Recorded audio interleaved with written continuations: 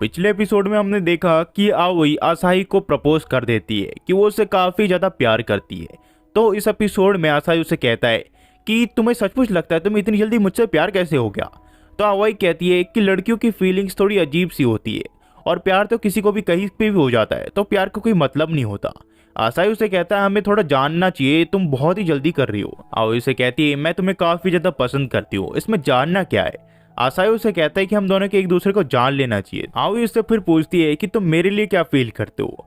यहाँ आसाही कहता है कि हम दोनों अभी अभी मिले हैं, तो मुझे नहीं लगता इतनी जल्दी मेरी फीलिंग्स तुम्हारे लिए डेवलप हो पाएगी, हमें इस चीज को थोड़ा टाइम देना चाहिए। और एक और बात, तुमने नीचे कुछ पहन नहीं रखा, तुम्हें अजीब नहीं लग रहा। आओई से कहती है कि मैं तुम्हें प्रपोज करने के लिए एकदम ही भूल गई, मैंने कुछ पहन नहीं रखा, अब जल्दी करो, मुझे मेरे अंडर पैंट्स दे दो। यहाँ पे वो कहता है कि वो तो पेड़ में है, और जब वो ऊपर देखते हैं तो जो पैंट्स है वो हवा में उड़ जाते हैं, जिसे देख के आओई का पूरी तरह मुंह बिगड़ जाता है और वो यहाँ से भाग जाती है और कहती है कि मैं तुमसे बाद में बात करूंगी। आसाही फिर अपने घर के लिए निकलने लग जाता है, पर अचानक से उसके कान में कोई वुफ करता है और उसे लगता है कि वो डॉग वापस आ गया। इसी वजह से वो डर के हमारे एक जगह बैठ जाता है। फिर जब मुड़ के देखता है तो यही इलिया होता है। वो उसे कहता है मैं तुमसे बात करना चाहता हूँ। यहाँ आसाही कहता है तुम्हें ये करने की क्या जरूरत थी। जिसके बाद इलिया काफी देर तक उसे कुछ नहीं कहता, तो आसाही कहता है अगर तुम्हें कुछ नहीं कह रहा है तो मैं जा रहा हूँ। इलिया फिर उसे आई लव यू कह देता है। ये सुन के आसाही कहता है तुमने क्या कहा, तुम फिर से कहो। वो कहता है कि मैं तुमसे प्यार करने लगा, तुमने मेरी जान बचाई, इसी वजह से मैं तुमसे प्यार करता हूँ। यहाँ आसाही कहता है कि क्या बात कर रहे हो तुम। इलिया उसे कहता है क्या तुम्हें इससे कुछ तकलीफ है। आसाही कहता है ऐसा कुछ नहीं है, हमें पहले एक दूसरे को जान लेना चाहिए। वहीं पे थोड़ी देर बाद यहाँ पे मोंगफा आ जाती है जो कि उसकी टीचर है। वो उसे कहती है कि मेरे साथ चलो, और उसे ले जाके एक कोने में ले आती है और उसे कहती है 2 मिनट यहाँ पे रुको। पर कुछ ही देर में यहाँ पे कुछ लोग आ जाते हैं, जिसकी वजह से उसकी टीचर को उसे किस करना पड़ता है। उसके गले पे वो किस करने लग जाती है, तो ब्लैक कोट वाले आदमी यहाँ से चले जाते हैं। आसाही कहता है कि वो लोग चले गए, आप मुझे अब छोड़ सकते हो। मोंगफा उसे छोड़ देती है। मोंगफा उससे पूछती है तुम ठीक तो हो ना। आसाही कहता है ये झटके जैसा था, आपने ऐसा क्यों किया और वो लोग कौन थे। तो मोंगफा उसे बताती है एक बंदा है जो कि मेरे पीछे पड़ा हुआ है और मुझे शादी करना चाहता है, पर मैंने उसे मना कर दिया है, तो उसने कुछ लोगों को भेज दिया है ताकि वो मुझे पकड़ सके। यहाँ आसाही उसे कहता है कि ये सब आपको जिससे आप लव करते हो उसके साथ करना चाहिए। तो मोंगफा उसे आई लव यू कह देती है। आसाही कहता है क्या आपने अभी अभी क्या कहा। यहाँ वो कहती है कि मैं तुमसे प्यार करती हूँ और तुम मेरे लिए क्या फील करते हो। आसाही को समझ नहीं पाता और उसे सॉरी कह के यहाँ से भाग जाता है। आसाही को कुछ समझ नहीं आता कि ये सुबह से मेरे साथ चल क्या रहा है। उतने में कैरन भी उसे देख लेती है और वो अपना ड्रेस चेंज करके उसके पीछे आने लग जाती है, पर आसाही उसे इग्नोर करके चला जाता है। वो कहता है कि मैंने कुछ देखा ही नहीं। यहाँ कैरन कहती है तुम एक मॉडल को कैसे मना कर सकते हो, तुम मुझे इग्नोर कैसे कर सकते हो। आसाही कहता है कि मुझे कोई फर्क नहीं पड़ता तुम कौन हो, मैं तुम्हें जानता नहीं हूँ। यहाँ वो कहती है कि मैं एक मॉडल हूँ, चारों तरफ देखो तो सही है। आसाही भी चारों तरफ देखता है और उसे याद आता है कि योशियो ने उसे बताया था कि ये एक मॉडल है। आसाही फिर से पूछता है क्या तुम कहीं फोटोशूट पे जा रही हो। वो कहती है नहीं, मैं अपनी वेडिंग पे जा रही हूँ। आसाही उसे कहता है ठीक है कॉन्ग्रेचुलेशन, मैं जा रहा हूँ, और आसाही यहाँ से जाने लग जाता है। तो कैरन उसे रोक के कहती है तुम कहाँ जा रही हो, ये हम दोनों की ही शादी है। यहाँ पे आसाही कहता है क्या तुम मुझे मेरे साथ मजाक कर रही हो, ये सब चल क्या रहा है। यहाँ कैरन उससे कहती है क्योंकि मैं तुमसे प्यार करता हूँ, इसी वजह से मैं तुमसे शादी करना चाहती हूँ।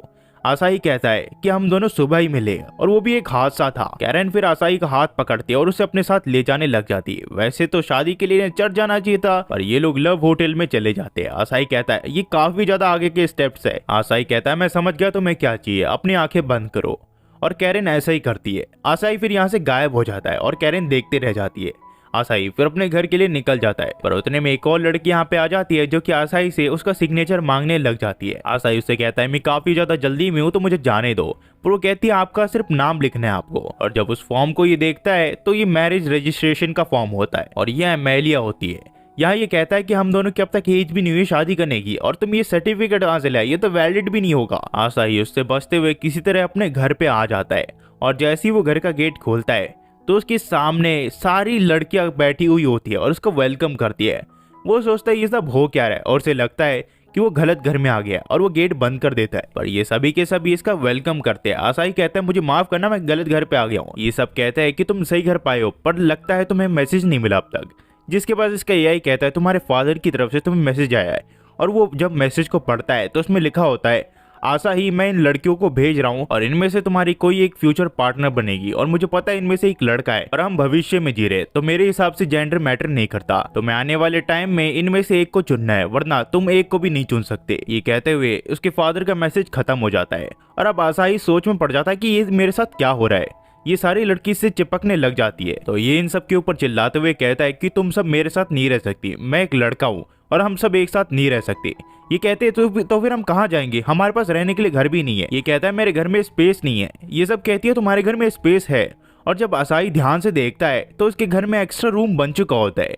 ये अपने एआई से पूछता है ये सब हो क्या रहा है। इसका एआई कहता है ये तुम्हारे फादर के ऑर्डर्स थे। आसाई फिर इन सब से कहता है कि तुम मेरे साथ फिर भी नहीं रह सकती, मैं एक लड़का हूँ और हमारे बीच कुछ हो गया तो। ये सब कहती है हम बुरा नहीं मानेंगे और इनके बार बार रिक्वेस्ट करने के बाद आसाई मान जाता है और इन सबको अपने घर पे रहने देता है। आओई फिर सबके लिए खाना बनाती है क्योंकि आओई को कुकिंग बहुत ही अच्छे से आती है, पर सब लोग आसाई से चिपकने लग जाते हैं जो कि आसाई को बिल्कुल पसंद नहीं आता। आसाई फिर कहता है मैं नहाने के लिए जा रहा हूँ, तो उसके पीछे कैरिन भी आ जाती है। वो कहती है मुझे भी नहाना है और वो भी कपड़े उतारने लग जाती है उसके साथ। पर आसाई कहता है तुम ये सब कर क्या रही हो और उसे अपने बाथरूम से निकाल देता है और वो नहाने के लिए चला जाता है। पर उसे एहसास होता है कि कोई बाथरूम में है और ये एमेलिया होती है। वो बाथटब में छुपी हुई होती है पर आसाई उसे देख लेता है और उसे बाहर जाने के लिए कहता है। पर एमेलिया कहती है कि मैं बाहर नहीं जाने वाली, मैं पहले आई थी। तो आसाई ही बाहर चला जाता है और ये इस चीज से काफी ज्यादा तंग आ चुका होता है। और जब वो बेड पे सोने के लिए जाता है तो वो देखता है मोंगफा छत से चिपक के उसे देख रही है। इससे उसे काफी ज्यादा गुस्सा होता है और इन सभी के सभी को ये कहता है कि अभी के अभी मेरे घर से निकल जाओ। ये सब कहती है हम कहाँ जाएंगे, हमारे पास जाने के लिए कोई सी भी जगह नहीं है। आशा ही कहता है हाँ मुझे पता है, अब मैं कुछ भी नहीं कर सकता, लगता है मुझे ही घर के बाहर जाना पड़ेगा। और वो घर के बाहर चला जाता है और एक जगह आके सितारों को देखने लग जाता है। पर यहाँ पे आओई आ जाती है और ये कहता है तुमने मुझे ढूंढ निकाला, मैं इससे काफी ज्यादा इम्प्रेस हुआ। ये इसे बताती है कि मुझे यहाँ पे आने से पहले सिर्फ तुम्हारा नाम ही पता था और सबने हमें कहा था कि कोई एक ऐसा लड़का होगा जो कि हमारी लाइफ बदल देगा। ये हमें काफी ज्यादा एक्साइटिंग लगा, पर हम सभी तुमसे काफी ज्यादा प्यार करते हैं। आओई उससे फिर माफी मांगती है जो भी उन लोगों ने कुछ किया और ये कहती है कि कोई बात नहीं, अगर तुम हमें घर से बाहर निकाल दो हम किसी तरह मैनेज कर लेंगे। आसाई कहता है ठीक है, मैं ऐसे भी किसी लड़की को बाहर नहीं निकाल सकता इतनी रात को, पर तुम सबको मुझसे वादा करना पड़ेगा जो भी आज तुम सबने किया वो दोबारा से नहीं करोगे। वहीं पे हम देखते हैं आओई को जिसकी आंखों में आसाई दिख रहा होता है और उसे आसाई की एक धुंधली याद आती है और वो कुछ समझ नहीं पाती, पर उसकी आंखों में आंसू आने लग जाते हैं और वो यहाँ पे रोने लग जाती है। यह आसाई कहता है अगर मैंने कुछ किया तो मुझे माफ कर दो। यहाँ वही कहती है कोई बात नहीं, हमें अब दूसरों के पास जाना चाहिए। और वही हमें बाकी लड़कियों को दिखाया जाता है जो कि अपना सामान पैक कर चुकी होती है यहाँ से निकलने के लिए। पर आसाई आके कहता है तुम सबको जाने की जरूरत नहीं है और आज जो भी तुम सब ने किया वो तुम्हें दोबारा से करने की कोई जरूरत नहीं है, तुम जैसी हो वैसे ही रहो। और इसके बाद जो कहानी है वो टू बी कंटिन्यू हो जाती है। अगर आप यहाँ तक देख रहे हो तो प्लीज हमारे चैनल को एक लाइक और हमें अप्रिशिएट करने के लिए कमेंट कर सकते हो और इस वीडियो को जितना हो सके उतना शेयर कर सकते हो। तो यार हमारा चैनल ऑलरेडी 2 स्ट्राइक से जूझ रहा है एंड यार पूरी तरह रीच एकदम खत्म हो चुकी है, क्या ही कहे। तो अगर आप हमारे चैनल को थोड़ा सपोर्ट दिखाना चाहते हो तो इस वीडियो को जितनी हो सके उतना शेयर कीजिए, क्योंकि हम ऐसी और वीडियोस लाते रहते हैं और आपको एंटरटेन करते रहते हैं। तो प्लीज़ हमें सपोर्ट दिखाइए। एंड लास्ट में मैं ज़्यादा कुछ नहीं कहूँगा, वही मेरा सेम डायलॉग है। Thank you for watching and next video में मिलते हैं। Thanks for watching guys.